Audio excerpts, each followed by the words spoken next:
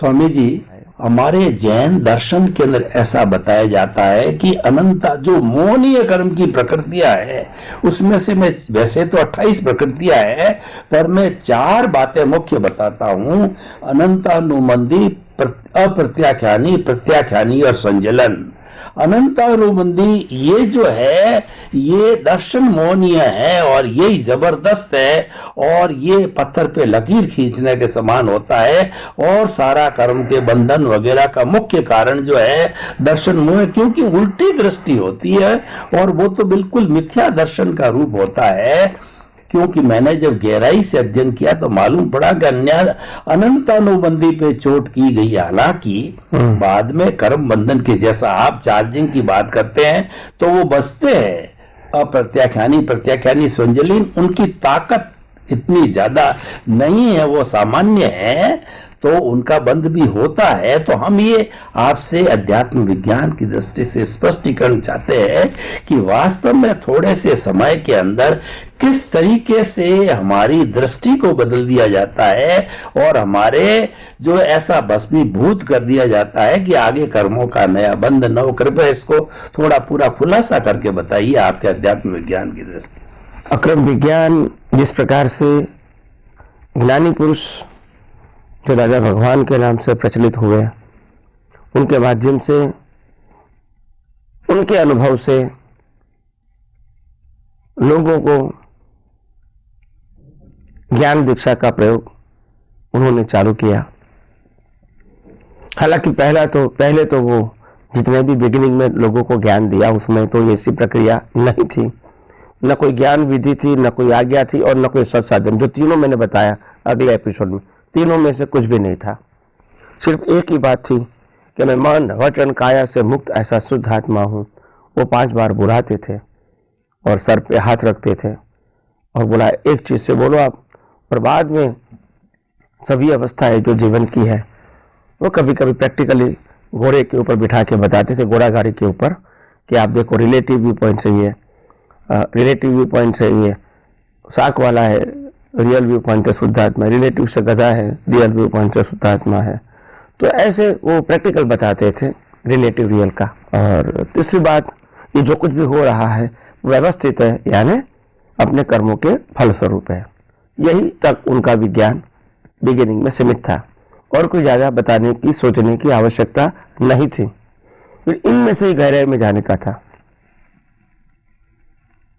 मगर फिर बाद में जो ज्ञान विधि की एक परंपरा बनी, 1 घंटे की ज्ञान विधि देने की, फिर आज्ञा समझाने की, फिर आज्ञा को पालन करने की, फिर सत्साधन के रूप में बताने की बात आई और हमको करने की बात आई।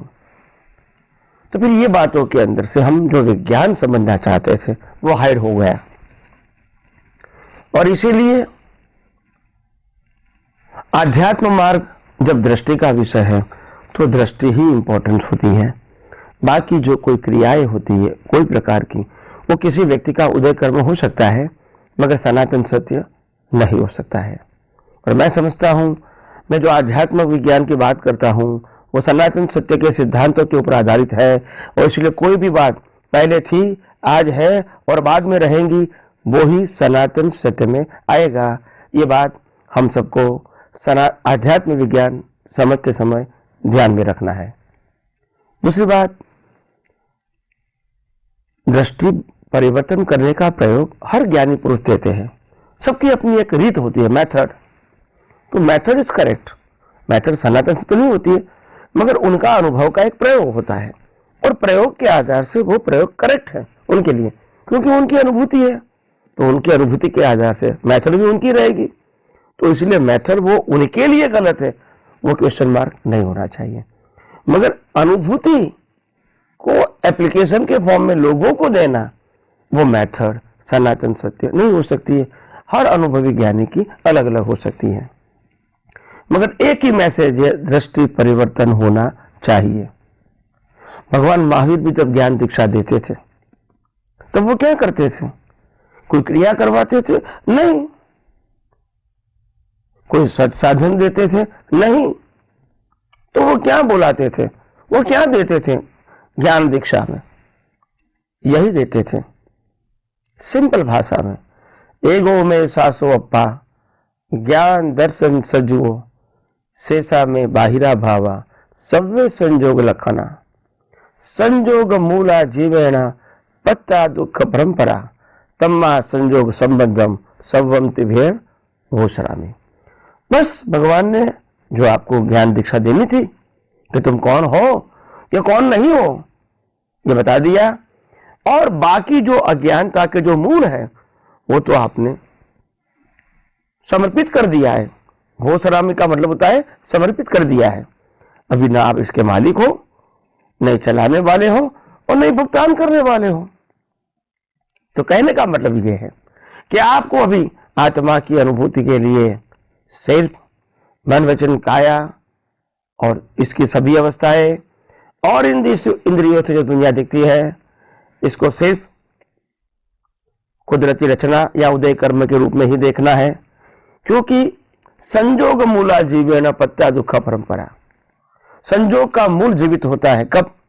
जब आप संजोग के अंदर इन्वॉल्व होते हैं, जब संजोग से अलग रहते हैं, संजोग की भुगतान करने वाले से अलग होते हैं, संजोग की भुगतान करने वाले से आप अलग होते हैं, तो फिर ये संजोग आपको बाधा नहीं डाल सकता है। तो इसीलिए मुक्ति का मार्ग बहुत सरल, सहज और सुगम है कि आज्ञा धर्म और सत साधन और ज्ञान देने की प्रक्रिया, ये हर ज्ञानी की अलग अलग होती है और अलग अलग ही होगी, क्योंकि अनुभव की बात है। अनुभव का मतलब ये नहीं होता है कि यू फॉलो द ट्रेडिशन। अगर ट्रेडिशन को अनुभव कहोगे तो फिर अनुभव की कोई वैल्यू नहीं रहेगी। ऋषभदेव से लेकर महावीर तक जो जो ज्ञान अनुभव किया, लोगों को दिया, सबकी मेथड एक नहीं थी, सबकी भाषा एक नहीं थी, प्रिंसिपल एक था, मगर प्रेजेंटेशन सबका अपने अनुभव प्रमाण से था।